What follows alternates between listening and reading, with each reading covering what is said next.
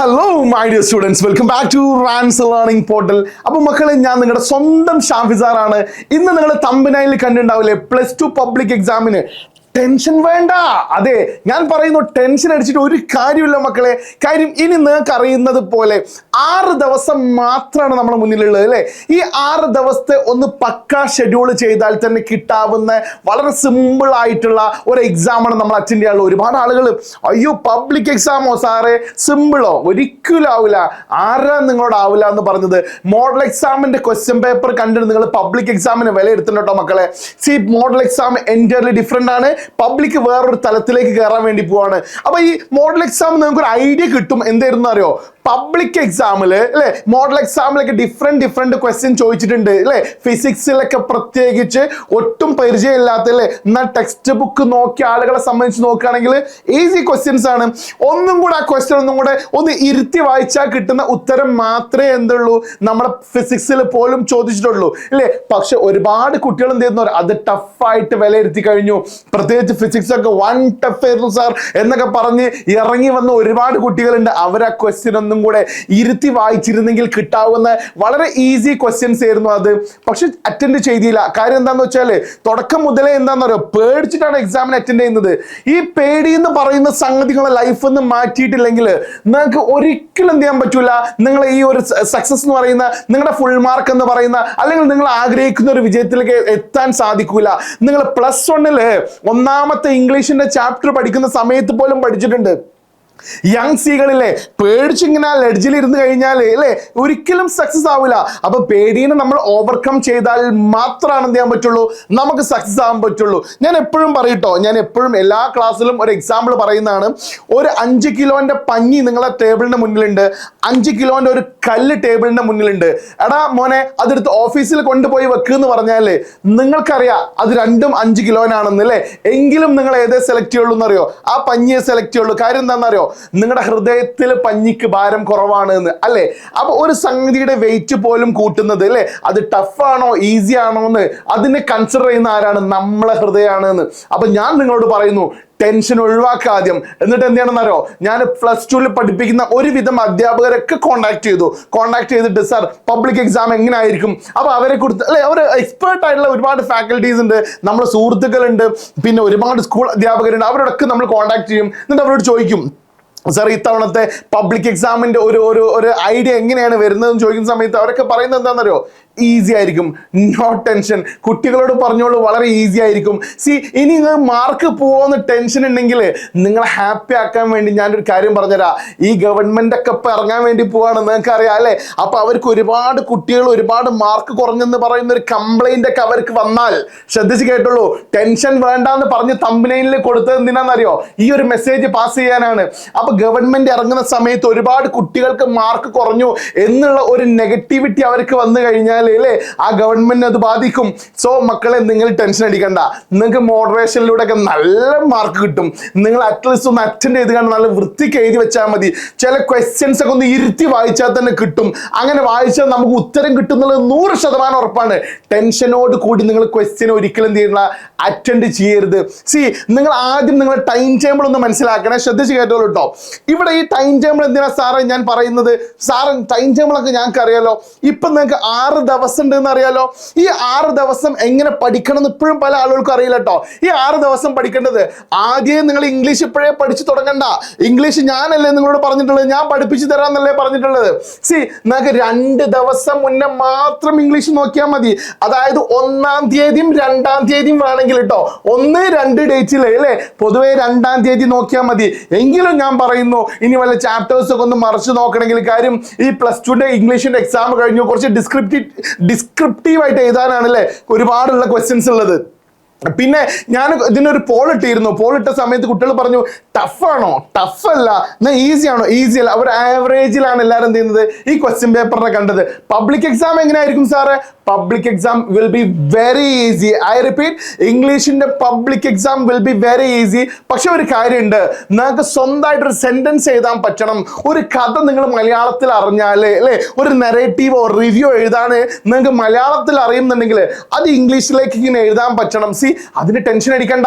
പല ആളുകളും പല രൂപത്തിൽ നിങ്ങൾക്ക് ക്ലാസ് എടുക്കുന്നുണ്ടാവും. പക്ഷേ ഞാൻ നിങ്ങളോട് പറയുന്നു, എൻ്റെ ക്ലാസ് ഈ 2 ദിവസത്തെ ക്ലാസ്സിൽ ഒരു ദിവസം ഞാൻ നിങ്ങൾക്ക് എന്ത് ചെയ്യുന്ന അറിയോ, എല്ലാ ചാപ്റ്ററിനെ കുറിച്ച് ഒരു അവയർനെസ് തരും.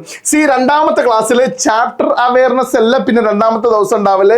രണ്ടാമത്തെ ദിവസം നമ്മൾ ക്ലാസ് എടുക്കല് അതിലുള്ള ഗ്രാമർ സെഷൻസും പിന്നെ മലയാളം ട്രാൻസ്ലേഷനും കാര്യങ്ങളൊക്കെ എന്ത് ചെയ്യുന്നറിയോ, ഗ്രാമറിന്റെ സകല ഏരിയാസും. കാര്യം റിപ്പോർട്ടഡ് സ്പീച്ച് നിങ്ങൾ എങ്ങനെ പഠിച്ചാലും കുറെ കുട്ടികൾക്ക് എന്ത് ചെയ്യണില്ല എന്നറിയോ, ഒരു ഐഡിയ കിട്ടണില്ല. ഇപ്പൊ ഈ കഴിഞ്ഞ മോഡൽ എക്സാം റിപ്പോർട്ട് സ്പീച്ച് ഇച്ചിരി ടഫ് ആയിരുന്നു എന്നുള്ളത് ഞാൻ ഇന്ന് ക്ലാസ് എടുക്കാൻ വേണ്ടി പോയ സമയത്ത് കുട്ടികൾ എന്ത് ചെയ്യുന്നില്ല എന്നറിയോ, അതിൽ കുറച്ച് കാര്യങ്ങൾ ചേഞ്ച് ചെയ്യാനുണ്ട്. ആ സോ എന്നുള്ളത് പോലും ചേഞ്ച് ചെയ്തിട്ടില്ല.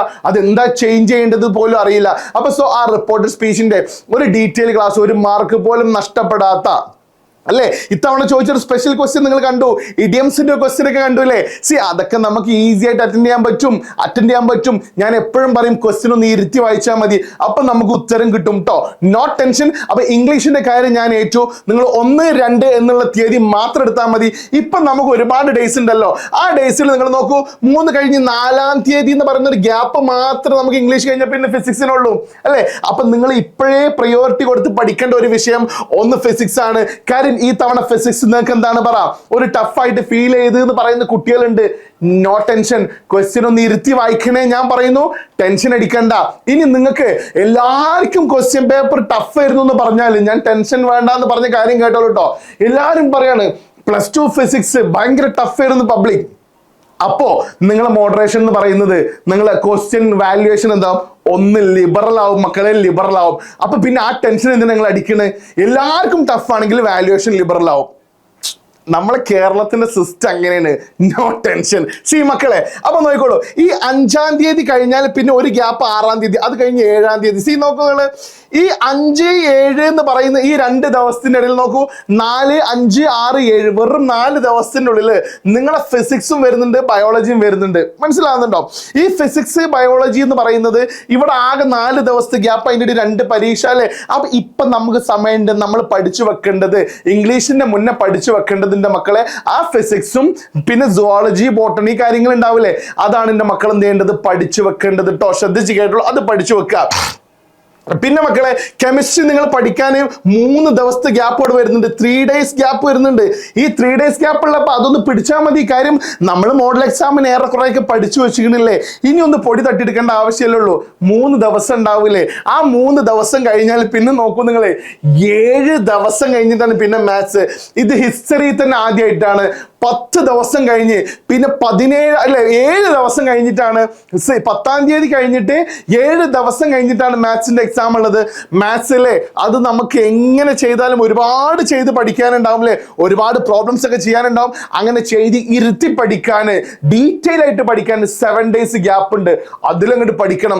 ഇപ്പൊ നിങ്ങൾ മാത്സിന്റെ ടെക്സ്റ്റ് ബുക്ക് എടുത്തുകാണ്ടോ നോട്ട് ബുക്ക് എടുത്തുകാണ്ടോ പ്രോബ്ലം ചെയ്ത് പഠിക്കേണ്ട സമയമല്ല. കാര്യം കെമിസ്ട്രിയുടെ എക്സാം കഴിഞ്ഞാൽ ഒരു 1 ഗ്യാപ്പ് വരുന്നുണ്ട്. ആ സമയത്ത് മാത്രം അത് തൊട്ടാൽ മതി കേട്ടോ.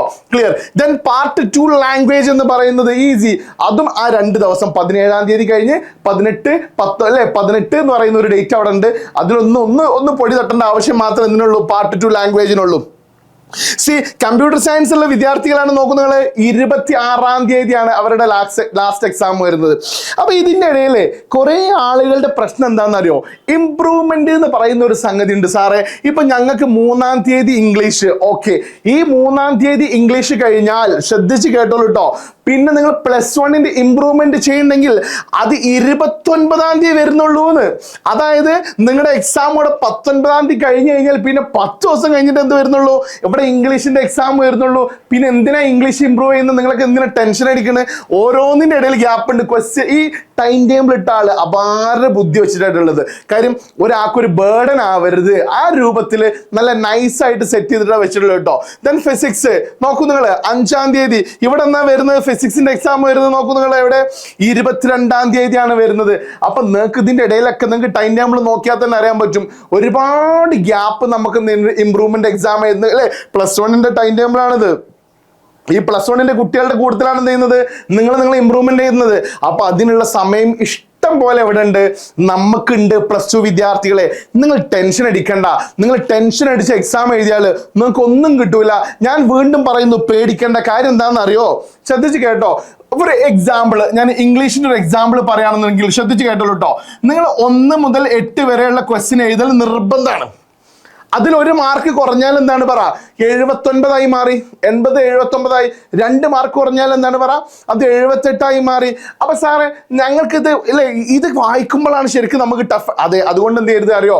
ഈ 1 മുതൽ 8 വരെയുള്ള ക്വസ്റ്റ്യൻ ആദ്യം നിങ്ങൾ എന്ത് ചെയ്യരുത് പറ? അറ്റൻഡ് ചെയ്യരുത് എന്ന് ആദ്യം നിങ്ങൾ എന്ത് ചെയ്യരുത് പറ? അത് ചെയ്യരുത്. പിന്നെ അങ്ങനെ ടഫുള്ള ക്വസ്റ്റ്യൻസ് ഒക്കെ നമ്മൾ എന്ത് ചെയ്യണം അറിയോ? അവസാനത്തേക്ക് മാറ്റി വെച്ചിട്ട് നമ്മൾ ആദ്യം നമ്മൾ ടഫ് ആക്കാൻ സാധ്യത ഉള്ള ക്വസ്റ്റ്യൻസ് ഉണ്ടാവൂലേ, തുടരുത്. ഈസി ആയിട്ടുള്ള ക്വസ്റ്റ്യൻസ് ആദ്യം ഇന്ന് ഫൈൻഡ് ഔട്ട് ചെയ്യുക. ഏത് ക്വസ്റ്റ്യൻ പേപ്പർ കിട്ടിയാലും അതിൽ നിന്ന് ഈസി ആയിട്ട് നമുക്ക് കിട്ടുന്ന ക്വസ്റ്റ്യൻസ് ഉണ്ടാവില്ലേ, അത് നമ്മൾ കൂൾ ഓഫ് ടൈമിൽ എന്ത് ചെയ്യണം? നമ്മൾ അതിന് ചെറിയ പിക്കിങ് നടത്തിയിട്ട് ഇതൊക്കെ എന്നിട്ട് പ്രയോറിറ്റൈസ് ചെയ്യുക. അതിനെ പ്രയോറിറ്റൈസ് ചെയ്തിട്ട് അതാവണം നമ്മൾ ആദ്യം എഴുതി വെക്കേണ്ടത്. അതായത് ക്വസ്റ്റ്യൻ പേപ്പർ ആൻസർ ഷീറ്റ് നോക്കുന്ന ആൾക്ക് എന്ത് ചെയ്യണം എന്നറിയോ? ഓക്കെ, ആദ്യത്തേത് ശരി, രണ്ടാമത്തേത് ശരി, മൂന്നാമത്തേത് ശരി അല്ലെ, നാലാമത്തേത് ശരി, അങ്ങനെ വന്നാൽ പിന്നെ അയാൾ പിന്നെ ഓട്ടോമാറ്റിക്കലി ഈ കുട്ടിൻ്റെ കംപ്ലീറ്റ് ശരിയായിരിക്കും എന്നുള്ളൊരു ധാരണ വെച്ച് എന്ത് ചെയ്യും? ആ ശരി അതിനിടെ തെറ്റൊന്നും അയ്യോ തെറ്റ് അങ്ങനെ പിന്നെ വരില്ല. കാര്യം എന്താണ്? ഓൾറെഡി ശരിട്ട് അങ്ങനെ പോവല്ലേ, ആ ഒരു ഫ്ലോയിൽ എന്ത് ചെയ്യും? അങ്ങനെ പോയിട്ട് നമുക്ക് എന്ത് ചെയ്യുന്ന അറിയോ? നമ്മളെ ഫുൾ മാർക്ക് മേടിച്ചെടുക്കാൻ പറ്റും. അപ്പൊ ഞാൻ പറയുന്നു, എന്നിട്ടും സാറേ ഞങ്ങൾക്കൊരു പേടിയാവുമല്ലോ, എന്താ ചെയ്യാൻ? No tension. ഞാൻ പറഞ്ഞില്ലേ, അപ്പൊ മോഡറേഷൻ എന്ന് പറയുന്ന സംഗതി ഉണ്ട്. പേപ്പർ നോക്കാൻ വേണ്ടി പോകുന്ന അധ്യാപകർ ഒരുപാട് സുഹൃത്തുക്കൾ നമ്മൾ എടുത്തിട്ടുണ്ട്. അപ്പൊ അവരൊക്കെ പറയേ, അവർക്ക് എന്ത് ചെയ്യുന്ന അറിയോ? ആരും അങ്ങനെ ഗൗരവത്തിലൊന്നും പേപ്പർ നോക്കൂല. ടെൻഷൻ അടിക്കേണ്ട, നിങ്ങള് കൂളായിട്ട് എക്സാം ചെയ്ത്. ഞാൻ എപ്പോഴും പറയും, ഞങ്ങള് അധ്യാപകർ നിങ്ങളെ ടെൻഷൻ അടിപ്പിക്കുന്നില്ലല്ലോ, നിങ്ങളെ ഓവർ ടെൻഷൻ അടിക്കുകയാണ് എന്ന്. ഞങ്ങൾ അധ്യാപകർ എപ്പോഴും പറയുന്നത് എന്താ പറയുക? കൂളായിരിക്കും, ഡെഫിനറ്റ്ലി കൂളായിരിക്കും. എക്സാം സിമ്പിൾ ആയിരിക്കും. നിങ്ങൾ എഴുതിക്കോ, നിങ്ങൾ ടെൻഷൻ അടിക്കണ്ട. നിങ്ങൾ ഒരു മാർക്ക് പോലും എന്താവൂല, മിസ്സാവൂല. അടുത്ത പബ്ലിക് എക്സാമിന്റെ ഈ റിസൾട്ട് വരുന്ന ഈ റിസൾട്ട് ഉണ്ടാവില്ല, നമ്മുടെ റിസൾട്ട് അത് വരുന്ന സമയത്ത് അതിഗംഭീരമായിട്ട് നിങ്ങളെ പോസ്റ്റേഴ്സ് ഒക്കെ നിങ്ങളെ നാട്ടിലൊക്കെ എന്ത് ചെയ്യും? അങ്ങാടിയിലൊക്കെ ഫ്ലെക്സ് ഒക്കെ വെച്ച് തിളങ്ങുന്നതായിട്ട് കാണാൻ പറ്റുന്ന രൂപത്തിൽ ഈ എക്സാം മാറ്റി മറിക്കൂടാ. നിങ്ങൾ ഒരു ടെൻഷനും അടിക്കണ്ട കേട്ടോ.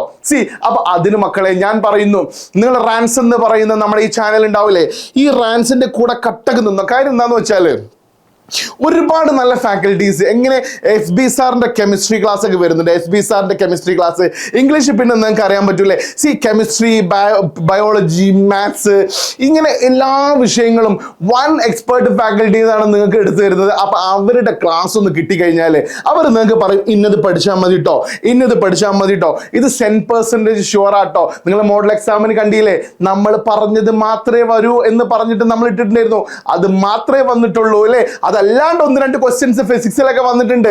No tension. ഞാൻ പറഞ്ഞില്ലേ, ക്വസ്റ്റ്യൻ ഒന്ന് ഇരുത്തി വായിച്ചാൽ മതി, അപ്പൊ ക്ലിയർ ആവുന്ന സംഗതി മാത്രമേ ഉള്ളൂ കേട്ടോ.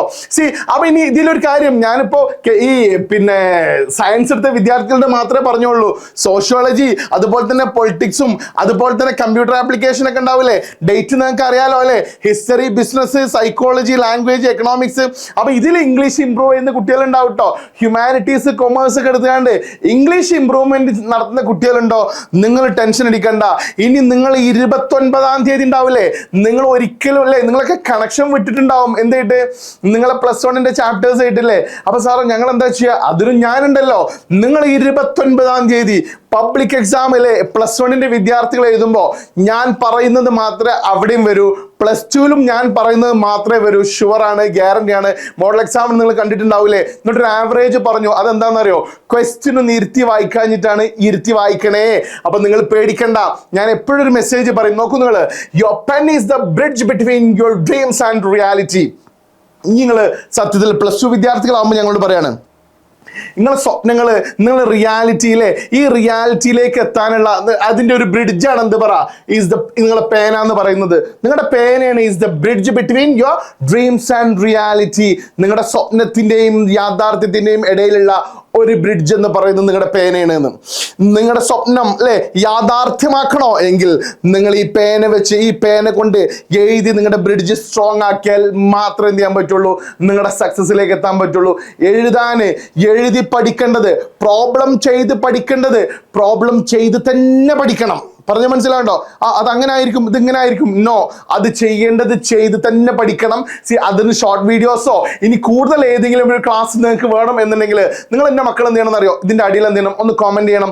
ഏതാണ് നിങ്ങൾക്ക് ടഫായിട്ട് ഫീൽ ചെയ്യുന്നത്, ഏത് ചാപ്റ്റർ ആണ് റിപ്പീറ്റ് ചെയ്തെടുക്കേണ്ടത് എങ്കിൽ ആ ചാപ്റ്റർ എന്ത് ചെയ്യുന്നറിയോ? എൻ്റെ മക്കൾക്ക് കുറച്ചുകൂടി ഈസി ട്രിക്സിലൂടെ, ടെക്നിക്സിലൂടെ, അല്ലെങ്കിൽ സാർ ഈ ചാപ്റ്ററിൽ ഒരുപാട് ക്വസ്റ്റ്യൻസ് ഒന്നുകൂടി ചെയ്തു തരണം, അങ്ങനെ നിങ്ങൾക്ക് ഏതെങ്കിലും ചാപ്റ്റർ റെക്കമെൻഡ് ചെയ്യാനുണ്ടോ എങ്കിൽ ആ ചാപ്റ്റേഴ്സ് നിങ്ങൾ ഏത് ചാപ്റ്റർ ആണോ ആഗ്രഹിക്കുന്നത് അതൊക്കെ ഞങ്ങൾ എടുത്തുതരാൻ റെഡിയാണ്. അപ്പൊ കോമന്റ് ബോക്സിൽ എന്ത് ചെയ്യുക, നിങ്ങൾ എന്ത് ചെയ്യുക, ഒന്ന് കമന്റ് ചെയ്തോളൂ കേട്ടോ. അപ്പൊ ശ്രദ്ധിക്കുക, every word you write, every problem you solve is a step closer to making your aspiration permanent residence in your life.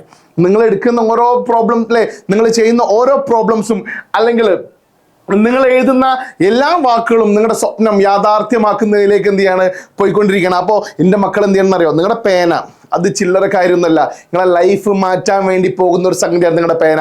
ആ പേന വെച്ചുകൊണ്ട് നിങ്ങൾ എന്ത് ചെയ്യണം എന്നറിയോ? ലൈഫ് മുന്നോട്ട് കൊണ്ടുപോകണം എന്നുണ്ടെങ്കിൽ ശക്തമായി എഴുത്തും കുത്തൊക്കെ നിങ്ങൾ അല്ലേ എഴുതി വെക്കണം. അതുകൊണ്ട് മക്കളെ സെറ്റ് ആയിക്കോളൂ. ടെൻഷൻ ഇല്ലാണ്ട് നിങ്ങൾ ടെൻഷൻ അടിച്ച് എഴുതാൻ തുടങ്ങുകയാണെങ്കിൽ പേന മുന്നോട്ട് പോകില്ല. ഒരു ടെൻഷൻ ഫ്രീ ആയിട്ട് നോക്കൂ, നിങ്ങൾ വളരെ ഈസി ആയിട്ട് കാര്യങ്ങൾ മുന്നോട്ട് പോകും. അപ്പൊ സീറോ ടെൻഷനിൽ വേണം എക്സാം എഴുതാൻ. അപ്പൊ ഇതുപോലുള്ള വീഡിയോസ് ആയിട്ട് ഞാൻ വീണ്ടും വീണ്ടും വരും. നിങ്ങളെ എക്സാം അല്ലേ അടുത്തെത്തുന്നവരെ നിങ്ങളുടെ കട്ടൊക്കെ ഉണ്ടാവും. മാത്രമല്ല എൻ്റെ ഇംഗ്ലീഷിന്റെ എക്സാം നിങ്ങൾ ഒരാളെടുത്തും പോകണ്ട, ഇംഗ്ലീഷ് ഞാൻ സെറ്റാക്കി തന്നിരിക്കും. ഞാൻ വീണ്ടും പറയുന്നു, നമ്മൾ പഠിച്ചതേ വരൂ, നമ്മൾ എന്താണോ പറയുന്നത് അതേ വരൂ കേട്ടോ. മോഡൽ എക്സാമിന് നിങ്ങൾ കണ്ടിട്ടുണ്ടാവും കേട്ടോ. അപ്പോൾ മക്കളിൽ ടെൻഷൻ അടിക്കാണ്ട് നമ്മൾ എക്സാം എഴുതുക. Thank you very much, love you all, bye see you there. അപ്പോൾ വീണ്ടും പറയുന്നു, നിങ്ങൾ എന്ത് ചെയ്യുന്നു പറ, നിങ്ങൾക്ക് ടഫുള്ള ഏതെങ്കിലും ചാപ്റ്റേഴ്സ് ഉണ്ടെങ്കിൽ അടിയിൽ എന്ത് ചെയ്യുക, ഒന്ന് കോമെന്റ് ചെയ്യുക. ബൈ ബൈ, സീ യാ.